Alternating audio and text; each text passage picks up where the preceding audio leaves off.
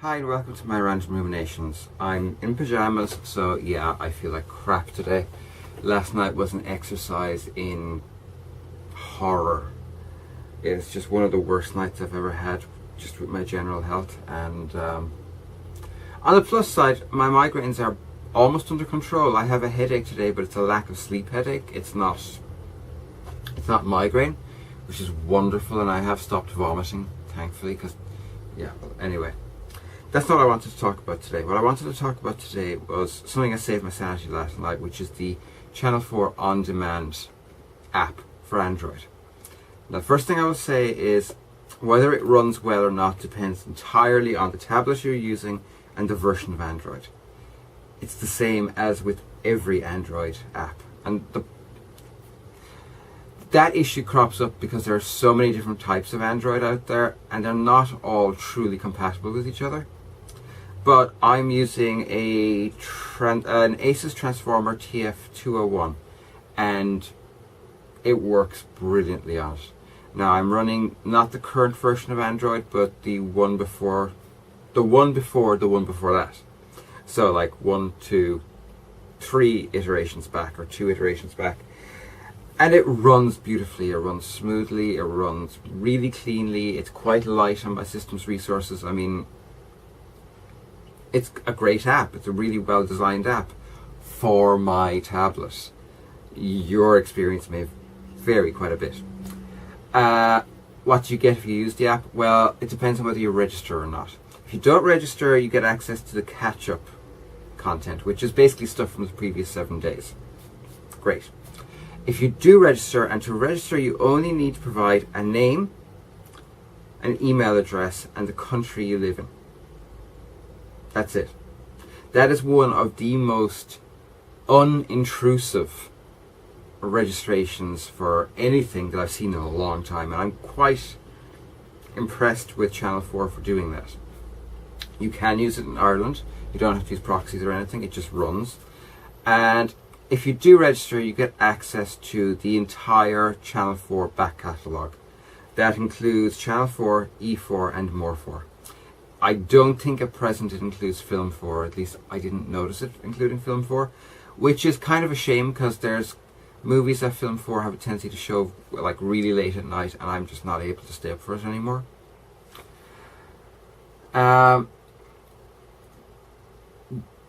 It's a great app in that it gives you access to great programs that you might have missed over the years. Like there was a long period of time where I didn't have anything apart from the 3 Irish channels.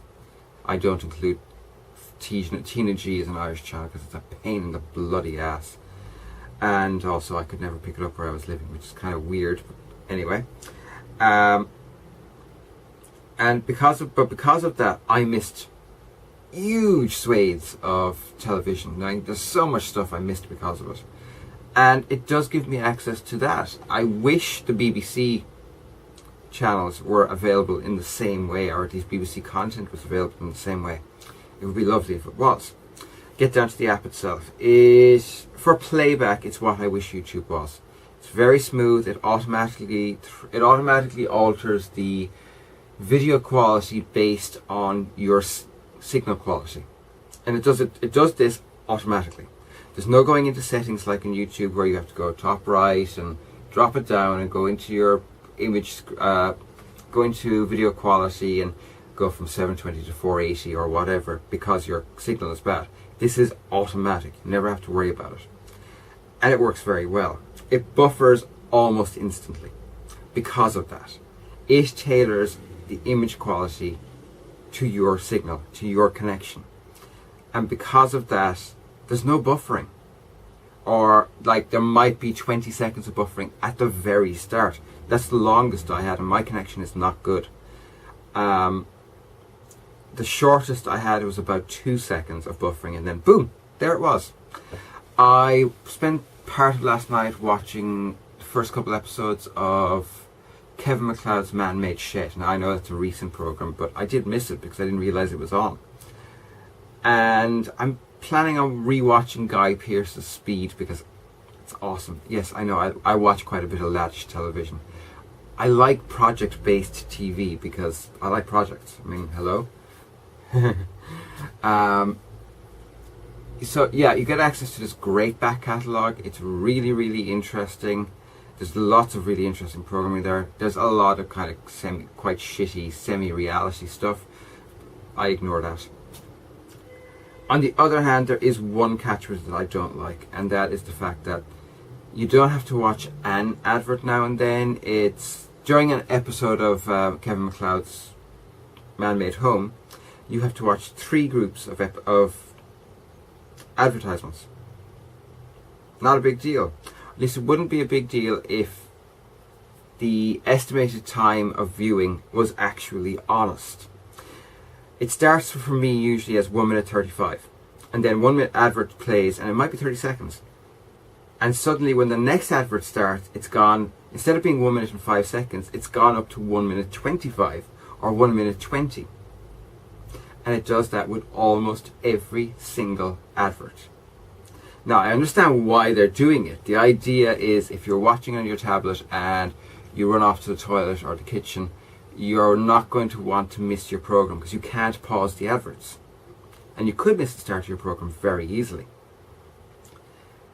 But it just strikes me as mean-spirited to do that. And it strikes me as extra mean-spirited to not allow you to pause the goddamn adverts. You know, I don't want to miss the first minute or 2 of the next part of a program I'm watching. I want to watch the goddamn program. And yeah, that's the only aspect about it that I don't like. Overall, I think it is a spectacular app, and I think it's well designed and well built. I would definitely recommend it. I mean, out of 5, I would definitely give it a 4. It loses 1, not so much because it has adverts, but because of how mean-spirited their implementation is. That would be my one and only issue with the Channel 4 on-demand app.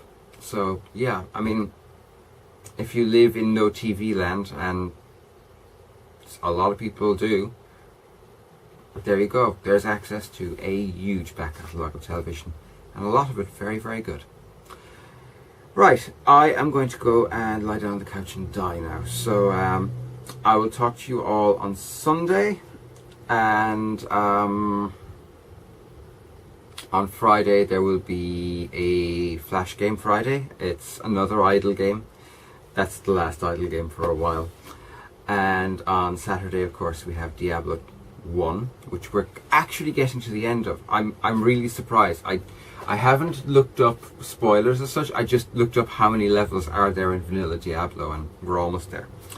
Anywho, yeah, I'm gone. So talk to you all again soon. Bye.